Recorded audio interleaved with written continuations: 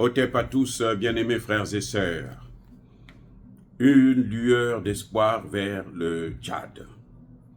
Oui, nous saluons cette délégation envoyée par le président Tinubu en personne pour aller voir son frère, son fils tchadien, le général Kaka Déby, président du Tchad. La délégation a été conduite par le conseiller à la sécurité nationale du Nigeria et le chef d'état-major général de l'armée nigérienne pour venir voir et rassurer, soutenir, manifester la solidarité entre les deux pays, pour venir dire à Kaka Déby qu'il n'est pas seul et qu'il ne se sente pas seul parce qu'il n'est pas seul justement, parce qu'il a des frères et des sœurs. J'espère que le Niger, le Cameroun, le Centrafrique vont faire autant, ou encore vont consolider leurs frères. L'armée tchadienne ne devrait pas tomber dans les mains des Occidentaux. Le Tchad ne devrait pas être esclave des Occidentaux à nouveau. Le Tchad a trop souffert, trop. C'est un pays qui, depuis son indépendance, n'a jamais eu une transition pacifique. Ça a toujours été une transition difficile. La seule transition pacifique, c'est celle que nous avons vue là, avec Kaka Déby, qui a organisé des élections pacifiques. Mais sinon, ça a toujours été l'effusion de sang. Kaka Déby lui-même, il est venu comment? Parce que son père, le maréchal Déby, a été assassiné, sauvagement assassiné, par les mêmes Occidentaux que Kaka Déby, malheureusement, continue à garder. Je disais dans ma dernière vidéo que l'une des solutions à ce problème, c'est que Kaka Déby doit prendre le courage d'assumer la séparation, le divorce avec l'armée française. De grâce, assume. Tu es un général n'a pas peur de la mort. D'ailleurs, tu l'as rappelé. Dans l'interview que Kaka Déby a accordée aux journalistes de Afrique Média, ce grand journaliste d'Afrique Média, alors que nous saluons d'ailleurs au passage, Kaka Déby a dit, la mort elle est partout. Mais c'est ça justement pour un général. C'est le raisonnement d'un général. Oui, il y a des gens qui vont dire que, bon, il a peur, il a fait un testament. Non, moi je ne pense pas. Il est courageux. Mais il faut qu'il prenne aussi des décisions courageuses. Parce que, avec l'Occident, quel que soit ce que vous allez faire, M. Kaka Déby, quel que soit ce que vous allez donner à la France, eh oui, ils ne vont jamais vous laisser tranquille. Parce que eux, ce qu'ils veulent, c'est que ce soit un territoire outre-mer. Sinon, comment pouvez-vous expliquer que des armées étrangères ne veulent plus partir? Chaque fois qu'on leur demande de partir, c'est des problèmes. Vous avez une recrudescence de la violence, du terrorisme, du djihadisme, des rébellions, des guerres civiles, ainsi de suite. Chaque fois qu'on leur demande de partir. Et vous pensez que ça, ce sont des pays amis? Non, ils ne peuvent pas être des amis. Ils n'ont jamais été nos amis et ils ne le seront jamais. Et ça, M. Kaka Déby, vous devrez le comprendre. Nous vous soutenons. Nous soutenons le peuple, nos peuples frères du Tchad. Nous soutenons nos frères et sœurs du Tchad. Nous sommes tous Tchadiens. Mais nous vous demandons de grâce de prendre des dispositions pour protéger ce peuple-là. Et la première disposition à prendre, ce n'est pas équiper une armée, c'est d'abord se débarrasser d'une armée criminelle, étrangère, une armée d'occupation. Eh oui, c'est ça d'abord. C'est vrai que, en tout cas, je salue, pour une fois, je soutiens l'initiative du président Tinubu d'envoyer toute une délégation, une forte délégation, pour venir rassurer que le Tchad n'est pas seul. Je salue ça, c'est formidable. Beaucoup de pays ne l'ont pas fait. Peut-être qu'ils l'ont fait au téléphone, qu'ils ont parlé, autres, mais ça là, c'est ça qui fait trembler l'ennemi.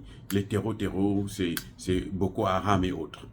Mais il faut aussi que le Tchad puisse faire sa part de choses. Monsieur Kaka Déby, vous avez besoin du soutien total de la population. Vous ne pouvez pas faire cette guerre seule. Votre armée ne peut pas gagner cette guerre sans le soutien de la population. C'est la population qui doit mener cette guerre. Parce que c'est avec la sous-population que vous obtenez la force spirituelle pour combattre ces ennemis. Là, je rentre dans la spiritualité africaine. Chaque Tchadien qui est content parce que vous avez chassé l'armée française qui a tant fait du mal au peuple tchadien. Quand ils regardent, quand ils disent merci, c'est une bénédiction sur vous, sur l'armée tchadienne. Et c'est une force. Ça se passe sur le plan spirituel. Ne pensez pas que la guerre, c'est une guerre. Nous ne menons que des guerres asymétriques. En Afrique, là, c'est une guerre asymétrique. Et quand on parle de guerre asymétrique, il ne faut pas oublier l'aspect spirituel. Sinon, vous ne faites pas une guerre asymétrique. Vous voyez les Wazalendo en RDC? Ils n'ont pas de formation, ils n'ont rien. Mais pourquoi? Parce qu'ils sont soutenus par la population. Tous les Congolais sérieux les soutiennent. Les Congolais qui ne les soutiennent pas, là, ce sont ceux qui travaillent avec les Occidentaux. Mais les Congolais, les vrais Congolais, soutiennent l'œuvre des Wazalendo. C'est ça qui leur donne la force, là. C'est pour ça qu'on n'arrive pas à les avoir. Comment voulez-vous qu'eux, ils sont en train de combattre une armée régulière? Et ils n'ont pas... C'est rare d'entendre que les Wazalendo ont perdu un homme. L'armée rwandaise n'arrive tellement pas à les neutraliser que ce qu'elle fait, elle prend des bombes, elle va jeter au milieu d'un camp de civils, de réfugiés. Bon, comme ils sont habitués au génocide, donc on ne peut pas être surpris. Il n'y a que ça qu'ils font. Donc, M. Kaka Déby, pour obtenir le soutien de la population, pour obtenir le soutien total des Tchadiens, va chasser nous ces armées françaises là. Vous allez voir comment les Tchadiens vont vous soutenir, vont vous élever. Et vous allez être à même. Ça ne veut pas dire que la guerre va s'arrêter tout de suite, non. Vous serez plus fort. Vous serez même gagnant. Vous allez même... c'est-à-dire que la guerre ne vous fera rien. Vos soldats seront plus motivés. Parce que spirituellement, ils ont tout ce qu'il faut. Le Dieu du Tchad, c'est la population tchadienne. Si vous n'avez pas leur confiance, vous avez un problème. Vous avez un handicap. Et ça va vous freiner. Eh oui. On n'est pas président comme ça juste parce que on a gagné l'élection ou parce qu'on est fort. Non. Il y a un aspect spirituel. C'est pour ça que vous voyez beaucoup de pays là tombent dans la pauvreté, dans des difficultés extrêmes. Parce que justement, ils n'ont pas le soutien de la population.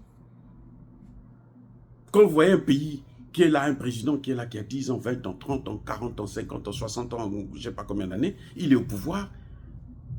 Et il n'arrive toujours pas à payer, par exemple, les salaires de ses fonctionnaires régulièrement, mais il n'a pas le soutien de la population.